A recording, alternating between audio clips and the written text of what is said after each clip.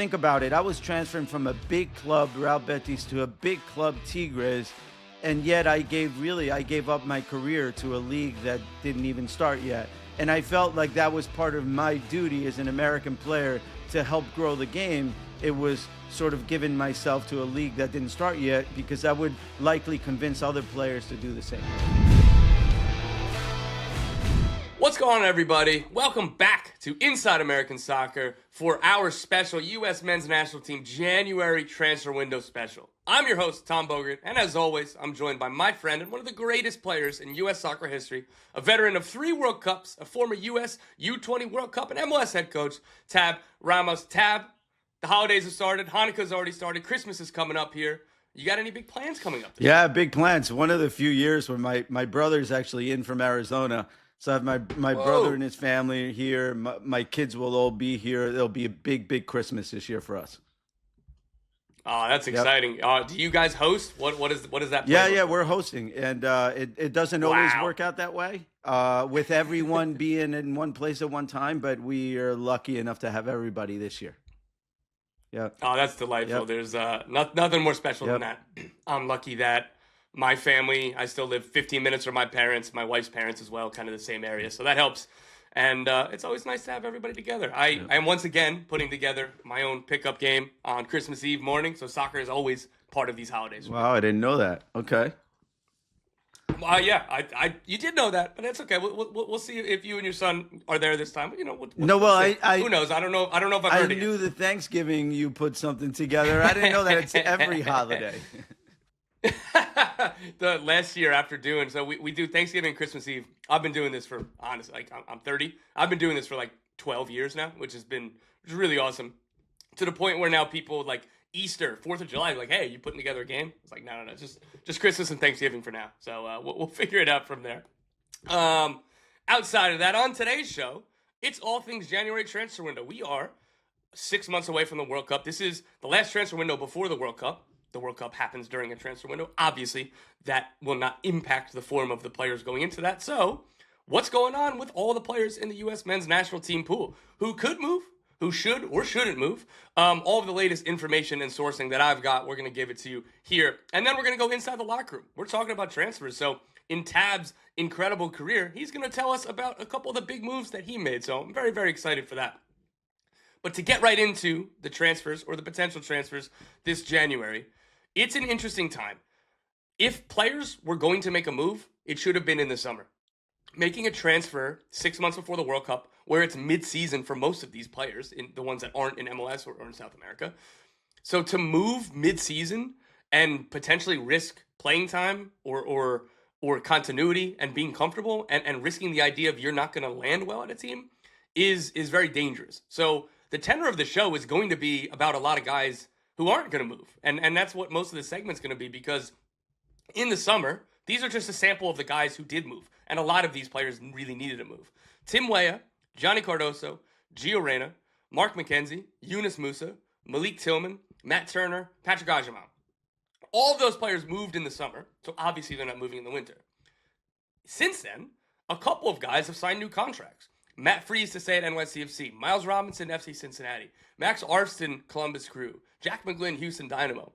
None of those guys are moving because they just signed new deals, and pretty much to a man, I agree with all of those. So for me, Tab, it is the guys who might move this winter are not likely to be any of the key players. It's more likely to be guys on the fringes, or if they think that they need a move or special circumstances. So Tab, how difficult would it be if, say, and we're going to talk about Pulisic soon, but like if Christian Pulisic were to move this winter, how big of a risk would that be? Well, let me start by saying this. I've been lucky enough to speak with you quite a few mornings now as we've been, doing this show together. And speaking with you about transfers and news, I almost feel like I'm going to the bakery and I'm getting that warm bread, So I get that feeling. I really like it's that warm bread coming out of the oven type news. But yeah, I mean, when it comes to transfers, there is so much to consider because it starts really with the age of the player, right? Where are you in your career? It starts with that. Do you really want to make a move? then then you have to consider the competitiveness that you have going on in your position within your club. Are you in a good environment where you're playing all of the time, right? That's important. And if you move, do you go to an environment where you're going to play more, where that's going to be better for you? Again, depending on your age, are you growing in your career, right? Then you go into your positional situation in your new club. Are you walking right in and playing right away? Are you helping right away in that position? And the extension of your career, are you moving into a club which will extend your career? Like example, if Christian Pulisic, who's by the way in a great situation that personally I don't think he should move at all, but let's say he could go to Real Madrid next. Right. So even if he didn't do well there, going to Real Madrid will obviously extend your career because you have another move from there. Right. That's something to consider. And then money. Let's not forget. This is about the money. You're burying the lead there, Tab. This is about the money. If you get more money to go somewhere else and you're going to make money for a period of time, then that's going to be good for you. So there's a lot of things to consider that we can go into each individual case. And that applies to whether it's a middle of the year transfer or a middle of the summer transfer, let's say. Right, and that's good insight, but particularly for this January window, given how close it is to the World Cup, like there's not going to be a ton of movement, again, particularly for the key guys in the pool, because a lot of them are in good spots. And as I said off the top, guys who kind of either needed a move or were ready for a move, like Gio Reyna, Tim Weah, Johnny Cardoso, all for different reasons. Like Reyna wasn't playing in Dortmund. Cardoso was wanted by a bunch of clubs, and he ends up going to Atletico Madrid. And Tim Weah was unwanted by Juventus, finds a really good spot in Marseille. So the summer was the time for, oh man, like I need to change my outlook. Or okay, like if I'm ready to make the next step, as Johnny Cardoso was, all right, it's now. It's not January, because there's just too much risk involved in a handful of months before the World Cup and going to a new team. This example isn't like apples to apples, but Wilfried Nancy, struggling mightily at Celtic. He joins that team mid-season as a coach. They're playing games every 3 days. You don't have any time on the training ground, and all of a sudden it's looking like a complete disaster. And it's not quite the same for players, but hell, even Gio Reyna, when he went to Nottingham Forest on loan a couple years ago, he didn't get up to speed with that team very quickly. He got a couple minutes off the bench, and then all of a sudden he wasn't even an unused sub. He wasn't in the matchday squad. So making moves in January is never the easiest thing, but particularly this close to a World Cup. And I thought it was important for us to establish, while we're going to talk about, again, the next three players, in particular, who aren't going to move, this is all why. This is the backdrop to the general points for all of these conversations. But to go into the specifics, let's talk about Pulisic. So he was rumored to be linked with Manchester United. I don't really believe it. Like, maybe they're interested, sure. They're probably interested in a billion players. Everybody gets linked to Manchester United. All of that being said, his contract for AC Milan expires in the summer of 2027. He's in incredible form with AC Milan, particularly the last two seasons. There is, if you're advising him, there is, you would say, 0% chance to move this winter. Stay at AC Milan. And then if you're AC Milan, you don't want to sell him right now. One, because you're in the Scudetto race, and he's pretty much been your best player. And three, if he goes to the World Cup and does well, as I think we all expect him to do, that's going to be more valuable of a transfer in the summer if he is to leave AC Milan. Yeah, I mean, we can go into each one of those categories. I think you simplified it pretty well in terms of where he is sitting right now at AC Milan. Let's not forget, Milan is a big, big club, right? And although the Serie A is not what it used to be 20 years ago, it's a very competitive league in which he's doing amazingly well. I would say, what Christian Pulisic is doing at Milan is historic in terms of what an American national team player potentially could do overseas. It's overseas. It's not something that could be matched every day, regardless of the skill of the player. Now, a move to Manchester United. Let's take that for example. So, when you think about moving to Manchester United, obviously it would be a big money move, which works. So that would be a check, right?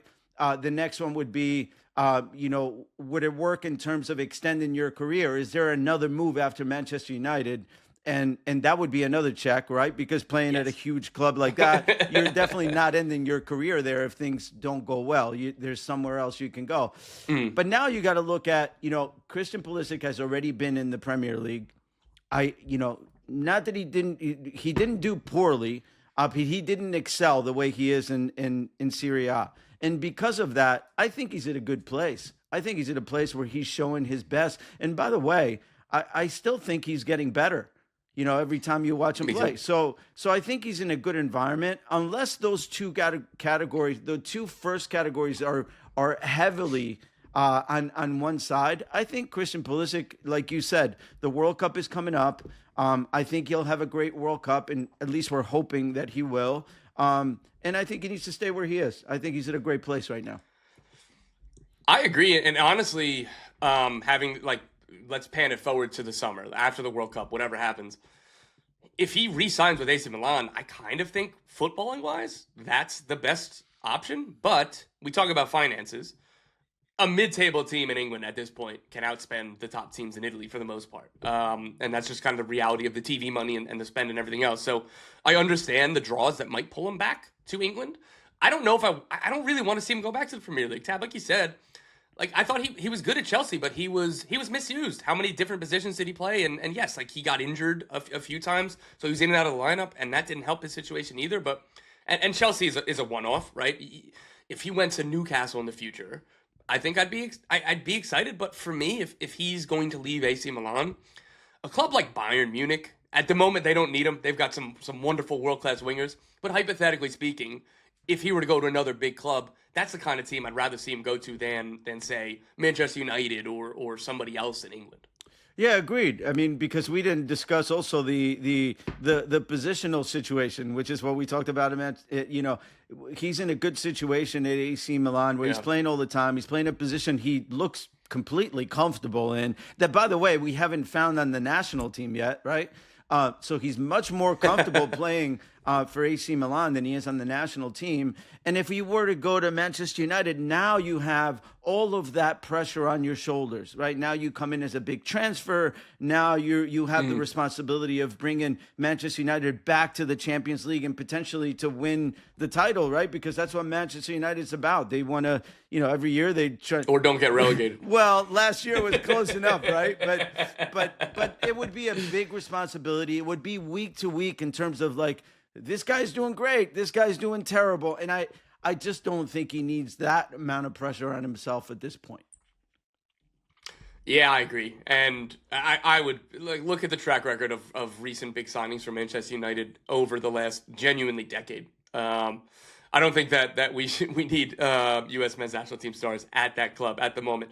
On to another person who has been linked with Manchester United, and again, maybe you and I have been as well. They're going to be rumored to about 1 billion people. But Tyler Adams, and this isn't new because he's been linked with Liverpool and some other big clubs. He's been one of the better defensive midfielders in England over the last 12 months in particular, or the last 2 years really, after those injury issues. And at time of recording, we still have not gotten an update on Tyler Adams. We're recording this a couple days before it's being released, so maybe there's an update, hoping for positive news here. But even before the injury, which the injury clouds everything for January, even before the injury, this would be a mirror of the Christian Pulisic conversation of do not leave a great situation 6 months before the World Cup if you're Tyler Adams. And I would add something to that. And you're right. He's in a great situation. He's playing all the time. His coach loves him, right? And he's playing in the EPL in the middle of a table team, which has done well for the last couple of years. I mean, it's going to be difficult for him to find that situation. But now there's another issue, I think, that comes up. And you and I discussed this last show, which was, he's been playing more minutes. He's almost played the same amount of minutes this year as he has in all of the years in the past. So the injuries are a big deal because now it's becoming almost every year that there's an injury. And I think when you go into a big transfer to a big club, they want that durability of being able to play 2 games a week. And at this point, given the history of the injuries that have come along, I think Tyler Adams is at a good place and shouldn't be considering a move. I agree. And again, I agree. And moving forward to talking about, let's say, hopefully this knee injury is minor. Hopefully things are going to be okay and he's back on track and good for the World Cup and all of that. Looking at the summer, because Bournemouth are a club that sells, right? And they have been a springboard for a lot of players, and I think that he's in a really, really good situation. But when you perform very well at Bournemouth, bids come in. That's how it goes. I don't really have a dream destination off the top of my head for Tyler when we're talking about hypotheticals. He's been to Germany. I don't know exactly how well he might fit in Spain, but that could be interesting as somebody who, like, his play style makes a ton of sense in England, makes a ton of sense in Germany. Maybe like he'd be a fun destroyer for one of the big Spanish clubs, but I don't know, because you even look up the table in England, which would probably be more likely. Like a club like Liverpool, I don't know if he totally fits. Again, we just talked about Manchester United. I don't know how much co-signing I would do for any player going to that club, just given how difficult it is and the turmoil that seems to constantly surround them. So there isn't really like an obvious next big step for Tyler Adams, though there are plenty of options because of his quality and form. Yeah, and I agree with the Germany part, right? So I can see a sort of a big move for Tyler Adams would be maybe going to a Frankfurt or going to a Dortmund or maybe a Leverkusen even, right? So he could play on one of those big German clubs, not necessarily probably Bayern, right? Because Bayern is going to just pick the best of the best at this point. But if you look at all those other clubs, is that really an upwards move for him to go to Frankfurt or Leverkusen or Dortmund from where he is now? I think he's in a great place. I'd like to see him stay there and play there a couple more seasons before he makes a move. I agree, and again, financially too. I don't know this for a fact, but I'm assuming that Bournemouth can outbid, a club like Frankfurt on a contract just because of all of the money in England. One more player that we want to talk about here is Weston McKennie. So Weston McKennie is out of contract in the summer with Juventus. Sources have told me Juventus have not approached him about extending that contract yet.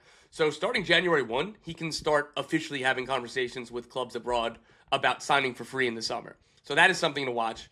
Aston Villa wanted him a couple years ago when Douglas Luiz went from Aston Villa to Juventus. Juventus almost sent McKennie back to Aston Villa as part of that deal. He couldn't agree personal terms.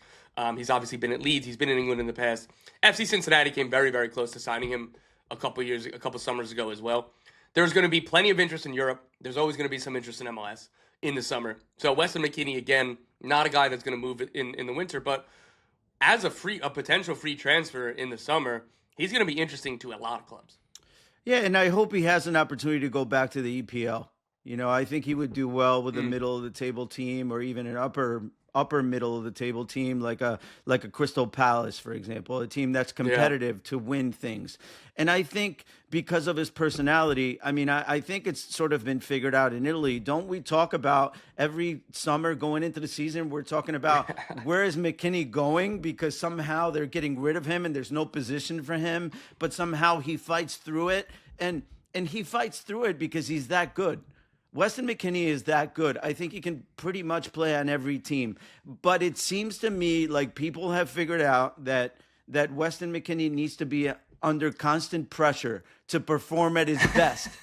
And because of that, I really hope that he does not return to MLS yet. Because, as you mentioned, Cincinnati being one of the teams, this is one of the things where MLS and Europe are a little bit different. And I think that's the competitiveness of the day-to-day training to fight for a position on the weekend that doesn't exist as much in MLS as it does overseas. And I think that benefits a player like Weston McKennie. And I hope he can stay in that environment. But I think he does have an upwards move. And I hope that, this summer coming up, he can find a team in the EPL because I really do think he can succeed there. Yeah, I think his play style lends to it. He didn't do great at Leeds. That was a really difficult situation for pretty much everybody but Tyler Adams. Not just the American players, right? Like you look across that squad, there were a lot of players that struggled within that team. So I don't think you can hang that on him. When the Aston Villa, when I was reporting that out, I was like, this makes a ton of sense. And that's a team that you named, or a Crystal Palace, or I think, again, even a Newcastle, I think he could fit within that team. Fulham. I think Newcastle are the highest of all of those teams, given the Champions League right now and the money that they've got coming in. But just something like that, rather than say the traditional top four, because it would be a similar situation for him at Juventus, where like he's earned playing time at Juventus, which is extremely impressive. But as we've said every week, he's playing at a ton of different positions, and he's more of a utility guy than like, I don't know, if you went to Fulham, would you just be the starting number 8 for 80% of the games, right? Like, so I think that would be important for him too. Yeah, agreed. I think we're sort of, putting McKinney right. We're defining him as exactly as he is, and I think you're right. And you mentioned Leeds United. It's difficult for any player to go to a club that's struggling to stay to fight relegation. Right, and I think that's where they were, and that's a difficult position for any player. I'm sure we'll get into Josh Sargent later on, but when you get into these clubs, you're at the bottom of the table. It's about so much more than just playing. Exactly. And one other point on the pressure too, and I agree with you. I don't think that Weston McKennie is a guy who makes sense to come to MLS this summer. Though again, like Cincinnati put a very strong offer on the table. I think I know that would have been more than even if he went to Aston Villa. So that is going to be the pull. That is part of the motivations.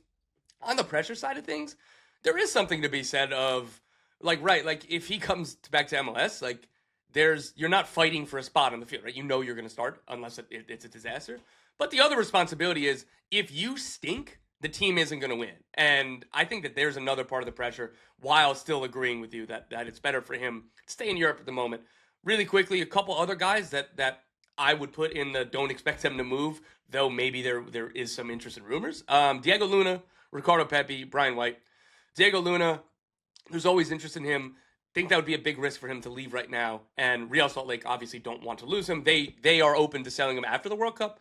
They want him to be a Real Salt Lake player going to the World Cup. Ricardo Pepi, I think he's in a good spot with PSV, but that's another guy where if you're West Ham, if you're Fulham, if you're a lower table team in the Premier League right now, this is a guy that you might target to, okay, like we need a forward. All right, let's go try to get Ricardo Pepi.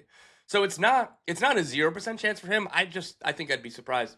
And then Brian White, for different reasons, if there's a move for him, there's been interest in the championship before. I think it's much more likely if he were to move, it would be within MLS. All of that being said, I think he just signs a new contract with Vancouver and stays there. But those are three guys that there could be some real interest and real possibilities, but I wouldn't expect them to leave. We're going to be right back with a quick break. After that, we're going to talk about some of the guys who I think that actually might leave or has real possibilities and the latest information I have on them. So stay tuned for that. We'll be right back. Please rate, review, subscribe. Inside American Soccer with Tom Bogan and Sam Ramos, wherever you get your podcasts. All right, welcome back. We just spent the whole first segment telling you all the guys who won't move, which is not the most fun way to do a January transfer window special. So here we are with some of the guys who we think that actually could move from the latest that I'm hearing. The difference is, again, for everything we said in the first segment, is these aren't your Pulisic, Adams, McKennie's, Chris Richards of the world. These are going to be a little bit further down the pool, but for each individual case, it's a possibility for this winter. So let's start with Orlando City wingback Alex Freeman. He will move within the next 12 months. It just depends on if it's now, the summer, or next winter. He's got a year left on his contract. Sources have told me Orlando are still trying very, very hard to change his mind and to stay. I don't think that there's really anything that they could do to convince him at this stage. That's been what I've been told from sources since the summer. Villarreal are still in the absolute pole position driver's seat. There was a little bit of interest from Bournemouth, but it was, from what I understand, is the feeling is Villarreal, unless that they fumble this, they're gonna have the inside track at signing Alex Freeman. So the question becomes, do you do this now? And from what I've been told, the player himself wants to stay with Orlando through the World Cup, both for the club and for himself. He's the no question starter at this team. He has developed very well within Orlando, and that has helped launch him into the national team pool. And when he got there, when he got his chances in 2025, he took it with both hands, and he's a guy, Tab, that we both feel really strongly that is going to be on the World Cup squad, which is not something that we would have even had on our radar this time last year. So credit to Alex Freeman for that. He's in a great spot. He wants Orlando to get some money. He doesn't want to leave for free, but if he has to, that's a strong possibility. So I think the most rational outcome here is Orlando and Villarreal agree some sort of fee, some sort of compensation, and Alex Freeman stays with Orlando through the World Cup and then joins Villarreal in the summer. But Tab, that's a situation right now with Freeman. Yeah, let's start with a move mid-season. Let's say he were to move in a few weeks and went to Villarreal. First of all, Villarreal, they have Aaron Buru playing as the right back. He played, I think, the first 10 or 12 games, but they've had Mourinho play there. They've had Navarro play there. They are having difficulties on that right side of the field getting someone to be steady, right? So there's a possibility that he plays. But this is a big risk, right? Alex Freeman is at a good moment. I think we both had him in our top 5 in terms of like best players this year. He's on the national team, not only going to the World Cup, he's fighting for a starting role at the World Cup. There's a possibility you move to Villarreal in the winter and you don't play. And now you don't play for the next 2-3 months. That can happen. And that could drop you from the national team. That's a big, big risk. And I don't think one that he should take. Yeah, and that's definitely something that him and his camp are very conscious of, which is why I would be absolutely shocked if he left Orlando this winter because of that. Whether or not there's a deal agreed with Villarreal and either a loan back or the deal like goes into effect on July 1st or whatever the date would be, I feel very safe that he's going to be with Orlando for the next few months. Another very high performing player, Haji Wright. He's the forward for Coventry City. Coventry are flying right now in the championship. Haji started the season incredibly. He's cooled off a little bit.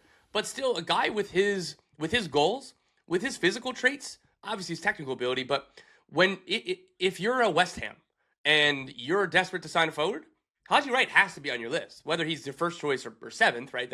I think that's immaterial, but I think that there's like a possibility, right? Like there's going to be interest. I'm not sure that he moves this winter, but anytime you look at the championship leading scorers, January is always a possibility to go to the Premier League or elsewhere. Yeah, and it might be a good possibility for Haji Wright, and if he gets that opportunity, he should definitely go for it. First of all, teams like these kind of players that are tall, big, strong, and look good getting off the bus. It just makes the team look good. On top of it, he has been a proven scorer in the championship, right? And of course, his natural next move would be to try to be in the EPL. So it's normal that a team that's lacking scoring would be looking for someone like him. And I think if he gets that opportunity, I think he's one of the guys that I think even if it's mid-year, unless it's a bottom of the table relegation team, let's say like a Wolves at this point or a team like that, I think he should take that opportunity and move on. Yeah, like it'd be funny to be like, oh, I want to get to the Premier League, and you leave the team that's in first place in the championship for the distant last place in the Premier League. And then in 6 months, those two teams are very, very likely to swap. So I would agree, advise against Wolves. I don't know if that's an interest or an option or anything else. And we're probably saying things that are obvious to him and in people in his camp. But when you're performing the way that he is and the way that he has, that's always going to be kind of top of mind. Tab, is this a player, I believe the timelines would have aligned. Like, was he somebody that you worked with with the U.S. Youth National Team? I did a little bit. And, Haji's a great human being, hard worker. He has all of the qualities off the field that you would want in a player. He's a little bit quiet, but, he'll do anything for you. So he's very coachable player, and I think he'll fit into any system. But obviously, when you're a goal scorer, the only thing that matters at the end of the day is how many goals that you're scoring. And if you're not scoring, the rest of it really doesn't matter. Especially in England, and especially if you make a January move. But he's in a really good spot with Coventry City, so there's only good possibilities here for Haji Wright. I'm not sure if I would expect him to move, but he's somebody that should absolutely be spoken about just because of all of those circumstances. Another guy to talk about, Sebastian Berhalter. So I caution all of this to say, I would be surprised if he leaves the Vancouver Whitecaps, but he's out of contract in a year. He is not playing for the Vancouver Whitecaps on his current deal. He has significantly outperformed that. He just came off of his career best season, was named best 11 in MLS, breaks into the U.S. national team, was one of the best players in the CONCACAF Champions Cup for Vancouver. If Vancouver mess around on the contract, there are going to be plenty of offers in MLS. I know from sources that teams have called asking Vancouver, hey, what's the situation? As long as he hasn't signed a new contract, teams are going to call, teams are going to try. This makes too much sense for these two parties to not come to a new deal. And the last I heard on the negotiations per sources is they weren't that far off. And from my understanding, the salary expectations, or at least initial ask from Berhalter, is not unreasonable. The only issue is for Vancouver to create room to give him the contract, they're going to need to move players out. So that's going to take a little bit of time and probably speaks to why this hasn't happened yet. But the longer it goes, the more teams are going to call. And I would have said So Dane St. Clair, I reported this week, is about to sign with Inter Miami. He was a free agent from Minnesota United. They have been in contract talks for months. I use him as an example because if you asked me in November, I would have said, man, there's like 1% chance that he leaves Minnesota. It just makes too much sense. They have the money. The player loves the team loves the player. It's going to happen. Well, sometimes teams get a little bit too cute in these negotiations. Teams try to shave money or try to win a negotiation. All of a sudden, Dane St. Clair gets a free agency and he leaves. Sebastian Berhalter, I would be surprised if he leaves, but until he signs a new contract, it is a possibility. I would like to see Berhalter move overseas. I think I'd like to see him go the Aiden Morris route. And even if it is a championship team overseas, and this is the reason I'm going to tell you this. Berhalter is a very good player. He's a good person. I know him a little bit. Obviously hard worker. This is the reason he made, one of the reasons he made the MLS best 11. But once you make the best 11 as a young player, what else is there in MLS for you? I think it's time to try something else. I think with the progress that he made this year, I think it would be important for him to try himself at a different environment where he has potential to go to the limit. And I think it would be great if he could find a move overseas somewhere, because I do think that he will continue to grow and he will do better overseas. At the same time, he's a marginal roster national team guy, whether he's in, whether he's out, and I think going overseas and doing well could really help him to not only be on the team, but potentially fight for a starting position on the team. Devil's advocate on that one is Pochettino has shown that if you're playing well and playing in MLS, that's cool. Like, it's not going to be looked down upon. What's most important is that you're playing and playing well. And moving in January, you risk not playing and not playing well for whatever new club you get to. Also, the financial side of things, he's going to make more money in MLS than any other league, right? I think that's just realistic. He's more valuable to the Vancouver Whitecaps than he would be to, say, Middlesbrough or insert a championship team. Though they do have money.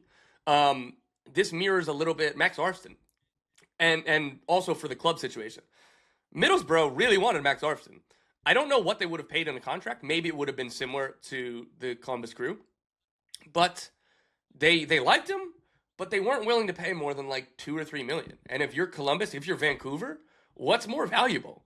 $2 million in a transfer fee, which is really negligible, or having a best 11 quality player in your team. So this is one of those difficult quadrants of he's really good and really valuable to an MLS team, and he would be good and valuable to a European team, but he's 24 or whatever. So the European teams aren't spending the fee that would be necessary to get him out of his club. So you're kind of not stuck, but you understand why Vancouver and Columbus for Arfston would reject a small bid. And also you understand why the players would then sign a new contract. So this happened to Aaron Long a few years ago as well. He was much more valuable to the New York Red Bulls at the time than he would than like Southampton or insert FC Nantes would be paying in a transfer fee because of his age and his profile. So it's a little bit of an awkward situation for a player of his quality and age. Yeah, no doubt. I mean, we've seen it in other players, Miles Robinson being another one, right? Where he's had some opportunities. The money was not good enough in Holland or wherever else he was going to go and decided, hey, I'm going to stay here. The problem with that is when you stay here long enough, and by the way, it's all good. And when you talk about how valuable these players are, whether it's, Berhalter at Vancouver and Arfston at Columbus, there's no doubt the value for the club. But the player has to think about his career, right? Not about the value for the club. And I think in terms of career, you wait a couple more years, maybe that window closes of having an opportunity to go and potentially play in some of the best clubs in the world. Because, if you go overseas, now that opens the window to everything. And staying at home, you kind of know that if you sign a 3-4 year contract at home, that the rest of your career is likely going to be at home. And that, by the way, that's okay. And that's okay because MLS is at a great level, and that's okay because you're playing great soccer. But that's something to think about. And that is a very good point, Tab, too, as well as his age. 24, out of contract in a year. Same thing with Miles Robinson when he ended up signing with FC Cincinnati in free agency. If it's not now, it's probably not going to happen because when are you going to have more options than when you're either free or 12 months left in your contract? And then when you sign that new deal, like, again, let's say Berhalter, let's just hypothetically say number 1.5 million per year. That's more than what he would get in Europe. And also, like, then when you sign the contract, you can't ask Vancouver to consider offers. Sorry to keep on bringing Arfson, but I think that these two players are similar both in profile, quality, age, situations. Arfson signed a new deal in the summer when a bid was rejected for Middlesbrough. And then this winter, it's like, hey, I kind of want to move to Europe. The Columbus Crew have every right to be like, you just signed a new contract. No. Like, or if all right, okay, like, we valued you really highly on the contract, thus our asking price is going to go up as well. So that is the situation for Berhalter, and I'm glad that you pointed that out of, hey, like, it's kind of, like, now it is the time. And same thing again, Miles Robinson was another good example. He stayed in MLS, and now he's going to be a DP center back on his second contract for Cincinnati. He got $1.5 million per year his first 2 years at the club. That is, I know for a fact, that is more than the offers that were on the table in Europe. And now he's getting like $3 million or something in that ballpark. That's double, triple than what he might have gotten at, a Dutch club or a Belgian club or whatever, right? Like, so in a vacuum, I get it. I understand like, you go to PSV or whatever the next level of club might be in Holland, and then you make the move to the championship or lower Premier League team. But we all need to challenge ourselves better. Fans hat on this one. What would you do? Right? Like, you've got an offer that's 3x anything else on the table. It's easy to say that when it's not your money. It's easy to say, go try to do the harder thing, go try to go to the different club. It's easy. When it's your money, when that's sitting in front of you, when you've got one career and you've got one prime, it's really hard to turn that down. Without a doubt, that I would never blame a player for taking the money. You have to take the money. Your career is very short. I know sometimes fans don't want to hear that, but at the end of the day, this becomes a job like every other job. You're throwing your body in there every day. You don't know how long your career is going to be. The more money you can make, the better. But what I also do know is that you can get to the end of the career wondering, what if, right? What if I went to play? Mm-hmm. And that's something that you have to live with. And there's no price for that. That has nothing to do with money. That has to do with, did I put myself in position to be the best that I could be and reach the highest level that I could reach? And that's a question that you ask yourself at one point. It's always trade-offs, and these are, and like, you're allowed to criticize it, right? Fans, like, I'm not saying holier than now, but just it needs to be considered. And if you take the money, then you're going to get some criticisms of, oh, what if he could have done that? But it's not always a be-all, end-all as well, because sometimes guys go to Europe and it doesn't quite work out. Like Justin Che, much lower level than the guys that we're talking about right now, but he played for Dallas like 15 games when he was like 16 or 17. And in the next 4 years, I think he's played a total of like 15 first-team games in Europe. He's only played for second teams. And I don't blame him for taking the chance. I respect him for taking the chance, but maybe his career is a little bit different and he just come back to the Red Bulls and hopefully can get it back on track. But I also think it's important to point out the points where it's not this magic elixir that just go to Europe and bang, all your dreams come true, right? Sometimes it doesn't work out. Beyond that, a couple more that are not quite, I think I'd be surprised if either of these players makes the World Cup squad, but they're still in the pool. So let's talk about them. Josh Sargent, Norwich City are struggling. They're doing awful. Josh Sargent has been one of their bright spots. And with that, there's definitely a possibility he moves in January. He's good and Norwich stink. It's pretty much that simple. Sources that I've spoke to around this expect Norwich are not going to be asking for the same number that they were asking. They quoted FC Cincinnati like $30 million US. That was 18 months ago. This summer, he was very close to a move to Wolfsburg in the Bundesliga. That was like $28 million US. Sargent traveled to Germany. Ultimately, he and his family decided, you know what, actually, we don't want to take this move. We want to stay at Norwich. That's not going to be the asking price this winter, from what I understand, which makes it more and more possible that he does move. This is a guy that it's not, for me, from what I understand, I think it's not if but when he comes back to MLS, and I don't know if that would be this winter or not, but he's a guy that I think makes sense. Like, I think Cincinnati would have paid at least $20 million for him. They would have set a new league record. So that's the kind of guy that I think would make sense in MLS too, but he's just somebody to look at this winter. And then another player is Tristan Blackman, Vancouver Whitecaps.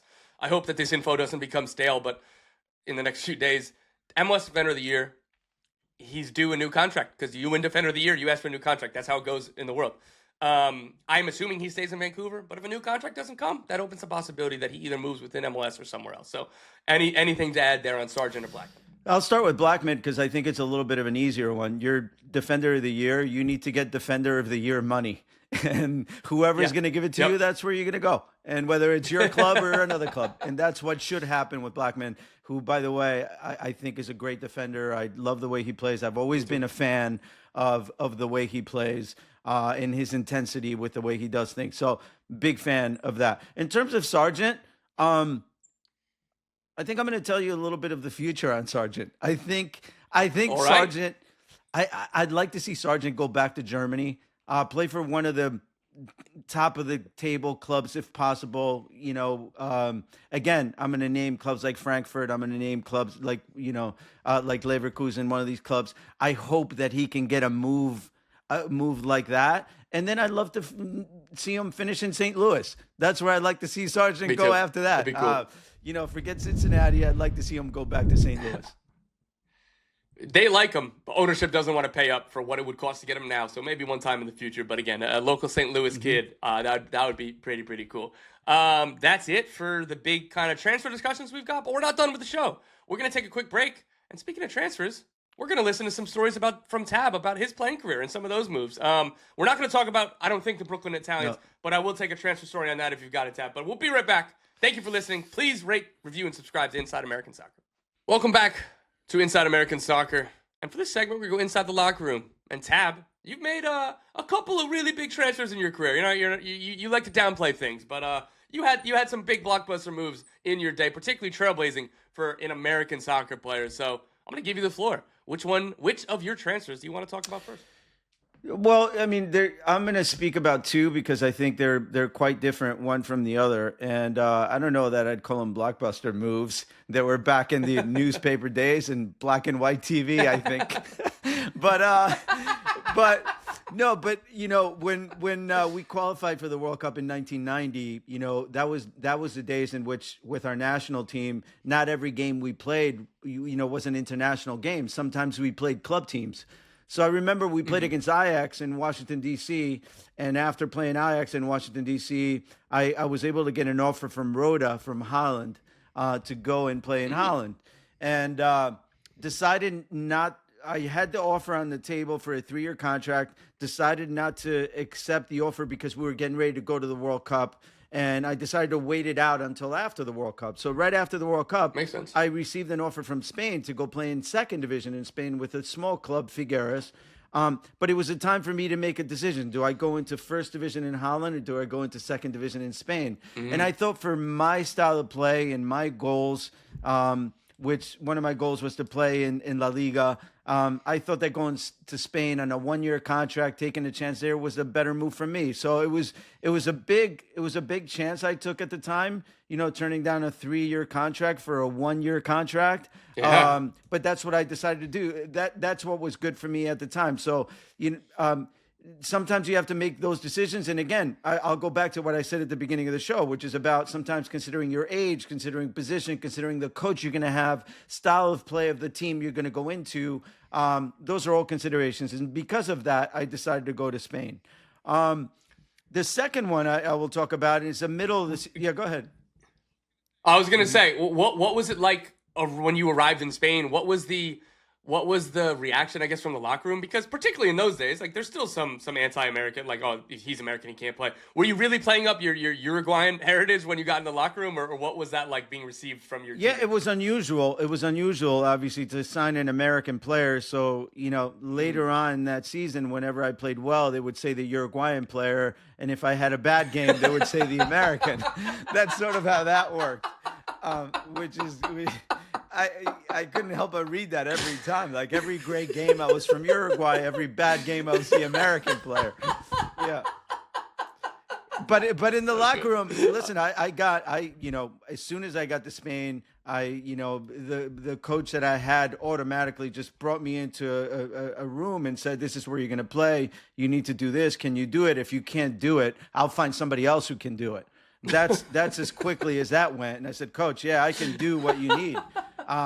So it was a tough environment I went to for a great coach who I learned a lot from. And then my next move from there, obviously I went to Betis. Betis, I had after the 1 year in Spain, they renewed me that year, bought me from US Soccer. At the time, US Soccer owned our contracts.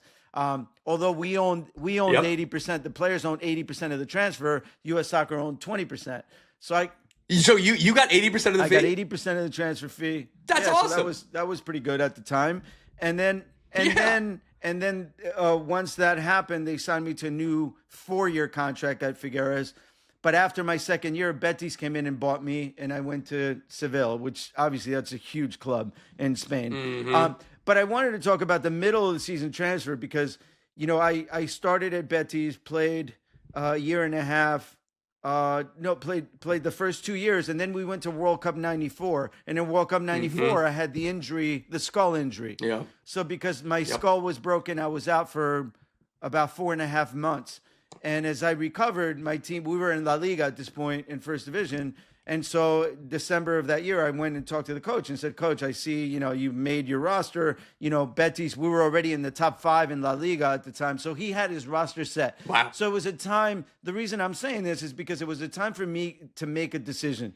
Do I want to be a sub at Betis for the rest of the year in La Liga, or do I want to move, especially considering that MLS is a league that's going to start and they want me to go back home?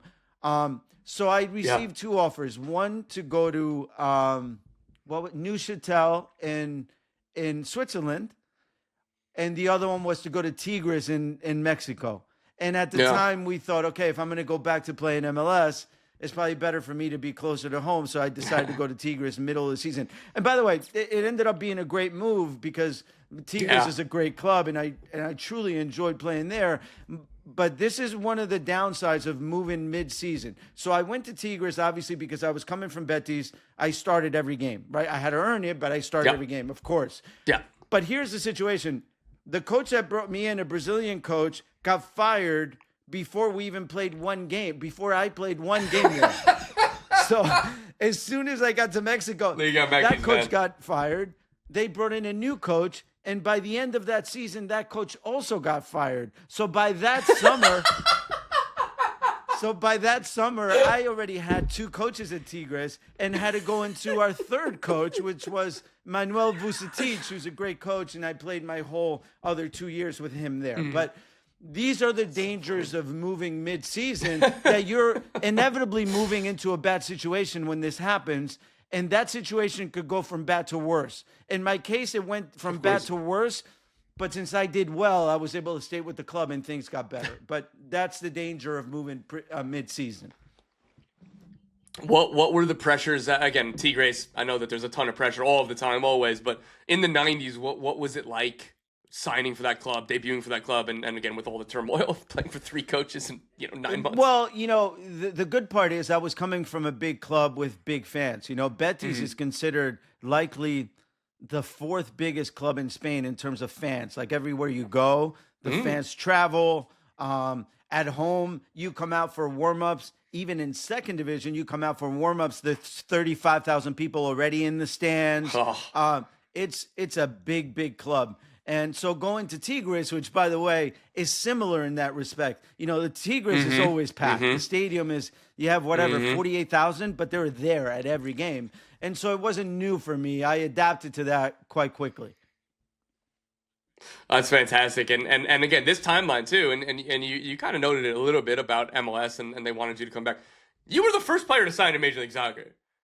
What was all that, like those discussions and what either they were offering or what they were trying to sell to you to become, again, literally the league's first ever signing? Yeah, so what they said to me is they got in the middle of my transfer from Betis to Tigres, and they sort of bought my transfer and loaned me to Tigres for the next year and a half until the league was kicking off. So I in effect, from Betis, I didn't directly sign with Tigres. I signed with MLS, which was a league that didn't exist, nor did it have any teams.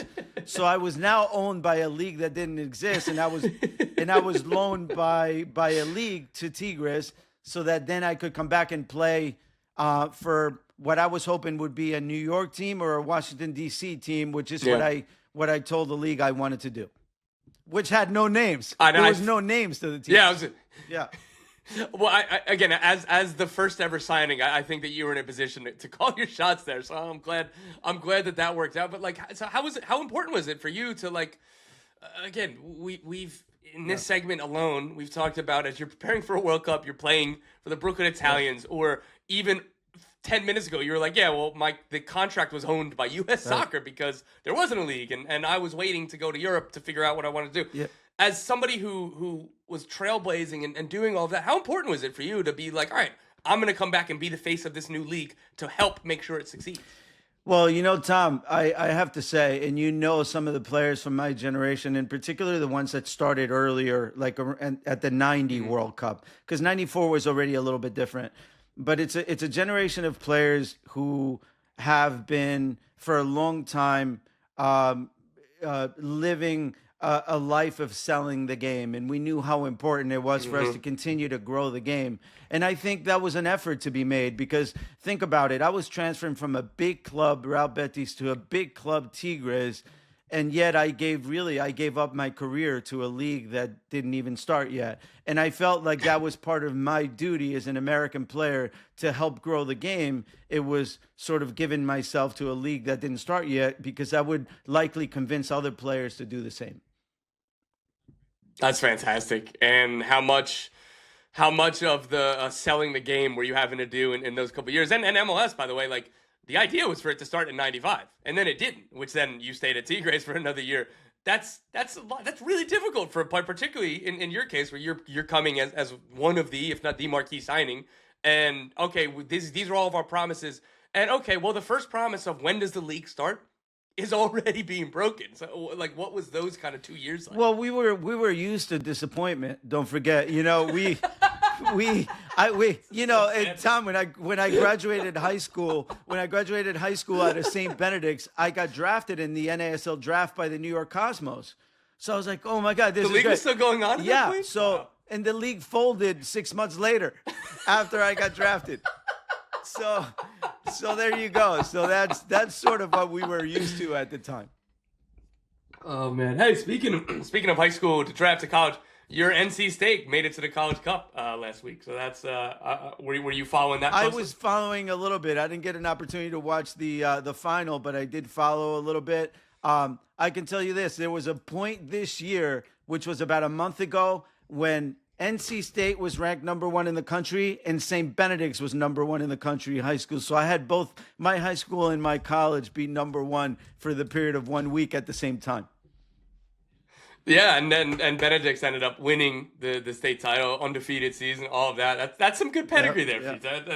And all you're missing is MetroStars to Red Bulls here, because Tigres. And by the way, I'll say this so I don't take credit for anything. We were not number 1 in the country at either one when I was at either one of those. So let's just say that.